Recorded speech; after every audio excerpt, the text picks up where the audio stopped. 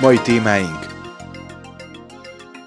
az MSZP szerint jogilag nem helytállóak a köztársasági elnök kifogásai a gyűlöletbeszéd büntethetősége kapcsán. Sólyom László viszont azt mondja, kifogásai megegyeznek a kormányéival. A stúdióban Bárándi Gergely MSZP-s képviselő. A Fidesz alelnöke szerint egy sikeres népszavazás után az MSZP már csak az ürügyre vár majd a miniszterelnök leváltásához. Vendégünk Szijjártó Péter, a Fidesz szóvivője. Szakértők bevonásával egyeztet a fővárosi MSZP és SZDSZ frakció a szocialisták által szorgalmazott egészségügyi szerkezet átalakításról. A stúdióban Jón Emese, SZDSZ-es fővárosi frakcióvezető. Jó estét kívánok, üdvözlöm Önöket! Február 18-án fogadta el az Országgyűlés a BTK módosítását, amely módosítás lehetővé tenni a gyűlöletbeszéd büntethetőségét. Ezt a törvényt, ezt a módosítást viszont nem írta alá a köztársasági elnök, hanem az Alkotmánybírósághoz küldte normakontrollra. Ezzel kapcsolatban a módosítás egyik előterjesztője, Bárándi Gergely, azt mondja, hogy jogilag nem megalapozottak a köztársasági elnök aggályai. Aztán erre már is jött egy viszontválasz a köztársasági elnök sajtófőnökétől, miszerint Bárándi Gergely valószínű nem olvasta el Sólyom Lászlónak az indítványát, mert hogyha elolvasta volna, akkor megértette volna. Bárándi Gergely a vendégem, jó estét kívánok! Jó estét kívánok! És akkor ön is válaszolt már azóta Weber Ferencnek, a köztársasági elnök sajtófőnökének. Na, hol tartanak ebben a gyümölcsöző vitában? Remélem, hogy ez a vita nem fog folytatódni. Én mindössze annyit írtam vissza sajtófőnök úrnak, hogy először is, és ami a legfontosabb, nem értem ezt a személyeskedő hangvételt, hiszen én köztársasági elnök úr érveire szakmai ellenérvet képviseltem, és a szakmai ellenérveimet mondtam el, és úgy gondolom, hogy egy ilyen vitában szakmai érvekre, szakmai ellenérvel válaszolni megengedhető, még akkor is, hogyha a szakmai érveket a köztársasági elnök úr fejtette ki.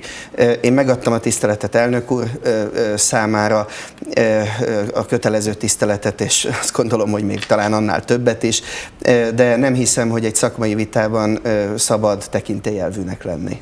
Persze, nem kell tekintélyelvűnek lenni, itt inkább szerintem a lényegen lenne most már a hangsúly, tehát, hogy vagy úgy érezte ki Weber Ferenc leveléből, hogy inkább azt nehezményezi, hogy mer ön vitába szállni a köztársasági elnökkel? Nézze, hogyha azt a mondatot veszük figyelembe, akkor feltétlenül, hogy valószínűleg nem olvastam el elég pontosan és figyelmesen, és nem ismerem az Alkotmánybíróság gyakorlatát. Én azt gondolom, hogy talán sajtófőnök úr sem feltételezi azt rólam, hogy nem vagyok képes 5,5 oldalt figyelmesen végigolvasni, és az abban foglaltakat megfelelőképpen értelmezni, és talán azt se gondolja rólam, hogy úgy fogok neki, és ezt többször elmondtam, hogy egy komoly szakmai munka előzte meg a törvényjavaslat benyújtását, hogy nem nézem meg az Alkotmánybíróság ide vonatkozó határozatait. Évek óta kiemelt figyelemmel kezelem mind gyakorló, mind elméleti büntetőjogászként ezt a kérdést, és pontosan ismerem az Alkotmánybíróság ide vonatkozó határozatait azért, mert nem egyezik az érvrendszerem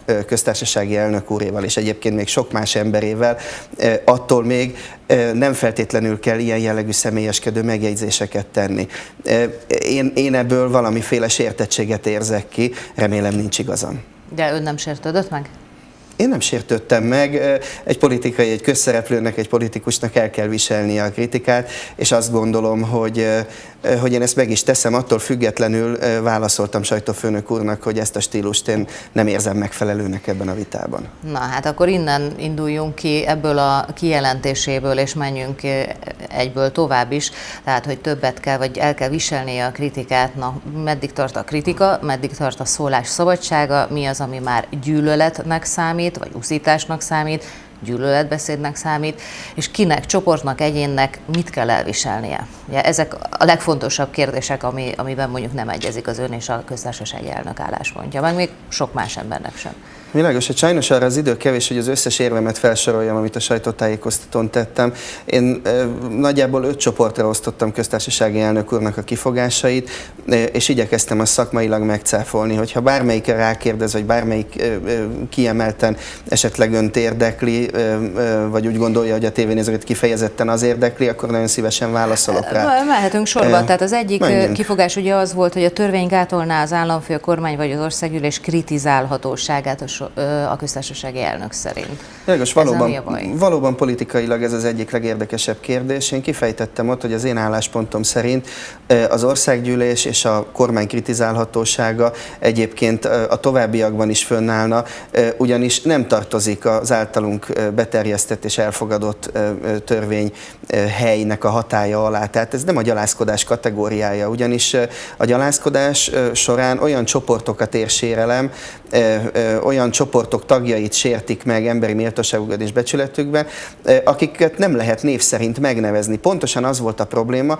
hogy akkor, hogyha egy társadalmi csoportot, egy egyesület tagjait, vagy egy foci csapat tagjait pontosan be lehet azonosítani, akkor ők indíthatnak rágalmazásért pert, illetve tehetnek rágalmazásért feljelentést. Tehát mivel az országgyűlésnek pontosan ismert az összes tagja, a kormánynak ismert pontosan minden tagja, a köztársasági elnök úr személye ismert, ezért az ő kritizálhatóságuk nem a gyűlöletbeszéd, nem a gyalázkodás tényállásába ütközik, hanem a már létező rágalmazás és becsületsértés tényállásába. Ott viszont az Alkotmánybíróságnak megvan az a határozata, mi szerint is a közszereplőknek többet kell elviselnie, tehát kritizálni lehet ezentúl is a kormányt is, és az országgyűlést is. Hogyha egy politikusra azt mondják, hogy te szemét szocialista, akkor azt el kell viselnie, mert politikus, de ha azt mondják, hogy te szemét kékhajú, akkor azt már nem szabad elviselnie, mert hogy az már emberi méltóságában sértette meg, mert hogy ő nem tehet arról, hogy kék hajjal született? Persze, tehát nyilván a közszereplőkre más a szabályok vonatkoznak, de egyébként az utóbbi példát, de most a példám jó volt? A példa jó volt a becsületsértésre, de nem a gyalázkodásra.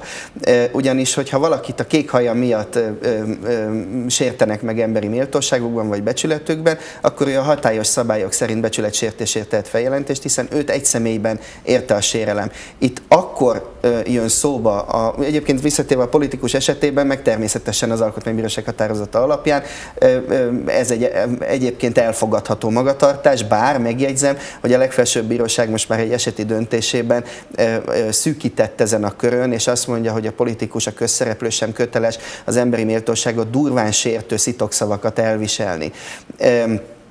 Mindazonáltal egyébként ilyen perek nem gyakran fordulnak elő a bíróságon, ilyen feljelentések. A gyalázkodás, ez kifejezetten csoportra vonatkozik. Tehát, hogyha én ezzel a példával élve a kékhajúaknak a körét sérteném meg, nyilván ez kitalált egy fiktív példa, kicsit konkrétabban fogalmazva, hogyha az egész magyar nemzetet sértem meg, hogyha megsértem a romákat, a zsidókat, az örményeket, vagy bárki más, tehát egy olyan társadalmi csoportot, ahol a tagokat nem lehet egy A4-es lapon felsorolni.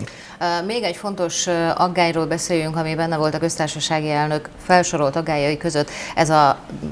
Mi van akkor, hogyha nem személy, hanem egy csoport, és ez értelmezhetetlen? Hogyan lehet értelmezni egyébként az ön véleménye szerint? Mármint, hogy nincs konkrét sértetje az ügynek erre vonatkozóan. Igen. Én azt gondolom, hogy ugye egyrészt a bíróságon és ez a büntetőeljárásban és a polgári eljárásban is így van, a köztudomású dolgokat nem kell bizonyítani. Nem hiszem, hogy ne beszélhetnénk konkrét sértetről, konkrét sértettekről, hogyha az egész zsidóságot, az egész cigányságot, vagy az egész magyar nemzetet éri a sérelem. Abszolút konkrét sértettekről van szó. A romákról, a zsidókról és a magyar emberekről.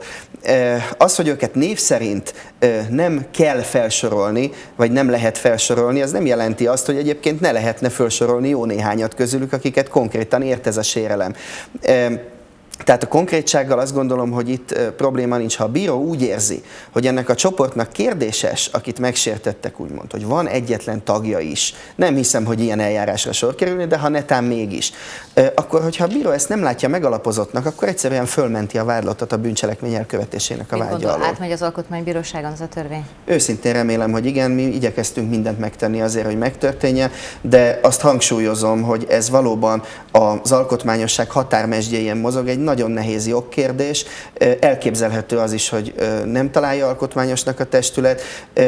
Tényleg azt tudom mondani, tehát akkor hogyha az alkotmányosság mesdjén mozog, akkor meg igaza volt Sólyom Lászlónak, hogy hát nézze ezt meg az Alkotmánybíróság. Abszolút egyetértek. Azzal egyetértek, hogy jó, hogy megnézi az Alkotmánybíróság, de azzal már nem értek egyet, hogy ez a jogszabály bizonyosan alkotmányellenes. Mi úgy gondoljuk, hogy sikerült azokat az alkotmányossági aggályokat kiküszöbölni a törvényből, és nagyon bízunk benne, hogy az Alkotmánybíróság pozitív választ ad majd. Meglátjuk. Köszönöm szépen, hogy itt Én volt. is köszönöm szépen.